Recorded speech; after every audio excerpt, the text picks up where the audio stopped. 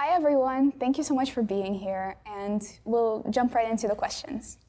First off, what do you look for in creative collaborators? Mark? Me first, okay.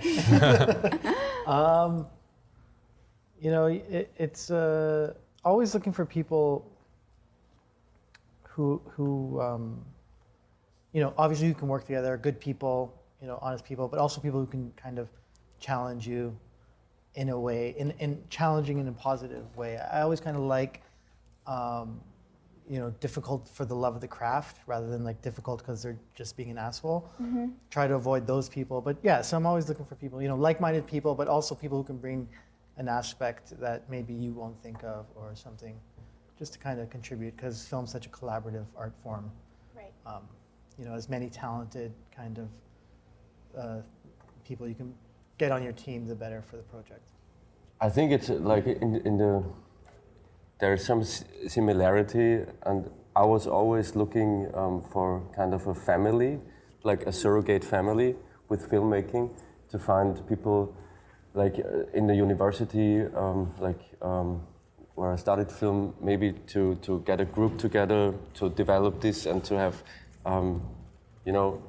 some kind of a starting point. Like, it's difficult to say, but I always loved like Bergman and Nyquist, like this kind of relationship where you build on very early on and create your own language, and that you develop on this language. And I believe very much in this family group effort. But I'm far away because I'm right now again casting a new cinematographer, and it's really difficult to find one that you can relate very good. But it is a big conflict when you build your team, I think, for me as a director, because I find like it's a conflict because you want to control everything, but you can't because it's a collaborative work. Mm-hmm. And so you really need to trust the people that you work with. And so what I found out is that if I let go and give them the freedom to express themselves, so I find the best partners.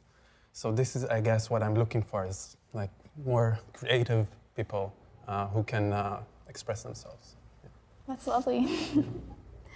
Okay, you've all been to some giant festivals. Is there something that film festivals can do better to better support artists? You want to go first this time? I don't know. I think sometimes it's really difficult for a festival to very individualized help one filmmaker or something, and it's like a very big market where films are sold and stuff like this. But then there are other festivals, for example, like Slamdance, where I had a very good experience with that in the way that it's like filmmakers for filmmakers. Yeah, to build off what Peter was saying, Slamdance was probably one of my favorite festival experiences as well, because it's programmed by filmmakers and it's such a filmmaker community when you're there. So I really think a lot of people could kind of take from that model. I think it's a very good model. Now, having said that, festivals have like so many different agendas, as you were saying, like, they're there to sell films. There's, I didn't get into TIFF until I had actors that were red carpet worthy, basically, and that's just that's just the truth of it. So I just, and there's so much politics behind every film festival, and it's just, I guess my advice would be, as filmmakers more, is like, you can't get too caught up in rejections from film festivals, and it doesn't mean your film's necessarily not a good film, because there's so much politics behind programming at so many film festivals.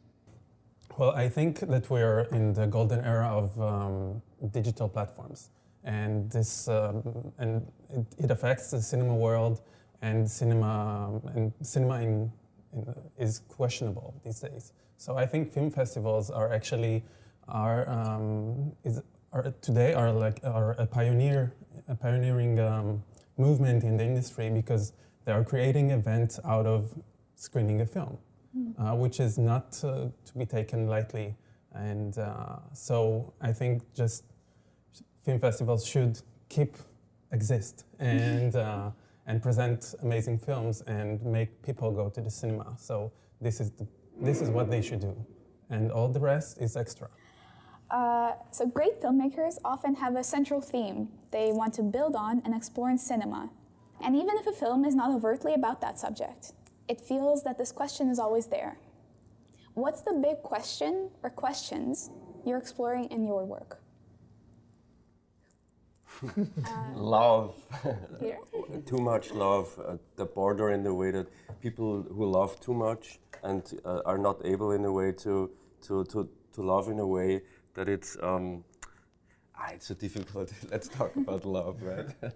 No, but it's in a to me it's very much like with the Cassavetes films. He tried to explore love in a way that resonates with me very much, because I was raised like in difficult family situations, and I was always searching like for a surrogate family, like I said before, like in collaborations, and so I think like I'm searching with films for what is a family, how does love work, and yeah, it's difficult to say, but I try to use like films and cinema and what cinema can be also like for a diving board for like an introspective universe, you know, not too much dialogue, not too much classical dramaturgy. Yeah. Right. Does it make sense in all of this? Yeah. It totally does. I guess I'm kind of exploring, not to be too broad, but like patterns of behavior, basically like why we do things, why we make the choices we make, why we do this. So it's films often are very like parent-child kind of relationship, trying to, an understanding of oneself through one's experiences as a child. I don't know, this is very interesting to me.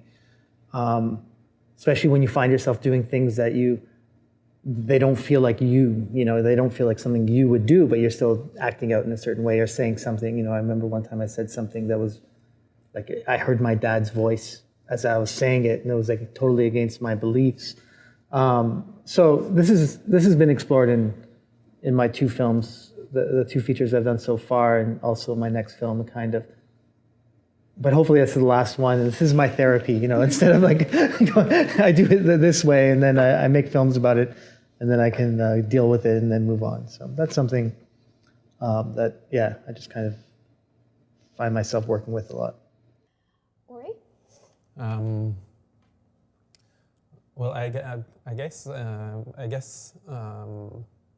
love is really the main topic that I'm is obsessed with, and also sexuality could be like an acting out of a form of love. So I guess eventually is research. I'm researching the self and what it is made of, and in front of other souls. So yeah. Right. Okay, so our next question is for Peter. You've explored trauma through a sympathetic lens into the night, whereby some critics feel that a protagonist who hits his partner might not be one we should be championing given our current climate. How important is it to you to explore characters like Caleb's Norman, honestly? I mean, we live in times of political correctness dictatorships. I mean, I think like Pedro Almodovar put this label on it when he was championing like the jury in Cannes. I think he said like political dictatorship, and of course there are people like Stanley Kubrick who built a character or took a character from this book in Clockwork Orange, Alexander Delarue, I think he's called. Where he very much balanced out the crazy aspects in a way that the audience in the end feels with the perpetrator, not with the victim. So we usually should feel with the victim in the end of Clockwork Orange, where we have the feeling, hey, come on, he killed his wife and you should have revenge. But Kubrick balanced it in a way that we are with Alexander, and this is done as very manipulative, perfectly. Yeah? I didn't try to do that with To the Night to I had a script version where there was a grandmother that he was visiting, but I wrote this to get money. So the thing is, what I was looking for was very much like emotional realism. How does it feel when a character like this is is truthfully in those circumstances and tries to is his own enemy in a way that he cannot escape the feelings that he has, but he tries so much like to be the father that he feels he is, you know, and he loves his child, he loves his partner, but it's just we watch him in a crisis, but it's also like a huge creative process that he is in. So to me, it's a story about healing and trying to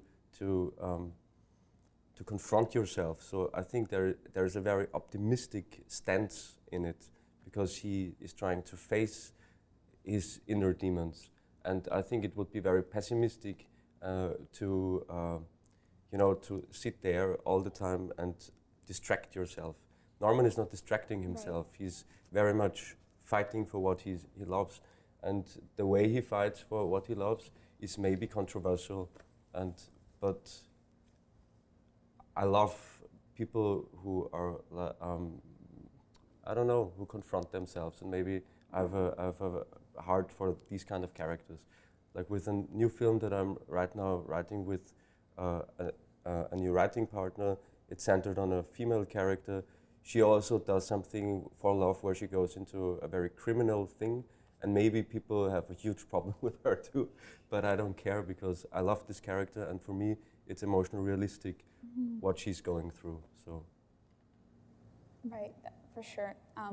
Realism is just, it's so apparent in your work. I feel like To the Night is just one of the most honest films I've seen in a while. Thank you very much, but this is very much on the shoulders of the actors because, I mean, Eleanor and Caleb, what they brought to the film was like very much time beforehand that we developed a language together, and that they brought so much, not from their personal life that it's like autobiographic or anything, but they built on many things that they took from experiences, and it was just beautiful to see that that they are really like soldiers at the foreground fighting this war, and it's a stupid metaphor but yeah, I'm very thankful of what they did. Okay, Ori. You've made a seriously polarizing film, and yet the fact that it's polarizing is a symptom of a larger problem, that LGBTQ sexuality has rarely been unfiltered in film, and is usually a bit less sexualized, aka films like Moonlight and Call Me By Your Name. It was one of the only short films to get multiple 10-star scores from our programmers, and they both cited the film's honesty as a big selling point. How aware are you as a director of these things? And could you just talk about what you wanted to accomplish with Rubber Dolphin? Thank you. Well, I remember writing the script. You face yourself and you just have your own words, and I was embarrassed writing some of the dialogue. And then when I decided to go with it and started sending it out for potential actors, it was another difficult stage. So each one of those stages of putting it out was full of shame and fear that I am stripping myself and shaming me, or there was a lot of shameful thoughts or feelings. But then, like each time I got reactions, even from the actors that I met, that a very open reaction. And I understood that when you are honest, and so the other person also opens and is able to share his experience. And so I guess the actors were my first audience in a way. And then this became like something meaningful in the film. And a friend of mine who watched the film told me that he called it radical intimacy, what's happening in the film, and he felt like that his most personal, private actions or thoughts are his, and he suddenly saw him on the screen. So I understood that the most private and personal thing is also the most universal and general. So, and regarding the second part of the LGBT community, I don't know. I thought about it a lot. Of that I said that gay men will either hate it or love it, and so far I didn't get much bad, like hateful reactions. Just had one homophobic one, but it just when the film started. So I guess if yeah. So, but really. It's a discussion, and it should bring a discussion, I think. Yes, I think it was an incredibly universal film because just the theme, the emotional themes that you talk about, they can be applied to pretty much everyone, right? These are all problems that we struggle with, wanting to be loved and wanting to connect with someone else, but just not knowing how. Mark. Sorry, it's interesting though, because both of you are talking about this kind of like honesty, honesty in your actor and honesty in the writing. And it's a weird thing, like, you can feel it, whether it's in a song that you listen to or whether it's in a movie or anything you can see, you can always feel when something is very truthful. And I can at least, and when it's not, when it's a little bit for sure superficial. And I think if you're in the hands of Paul Thomas Anderson in the movie, you let go and know you're in good hands. Yeah.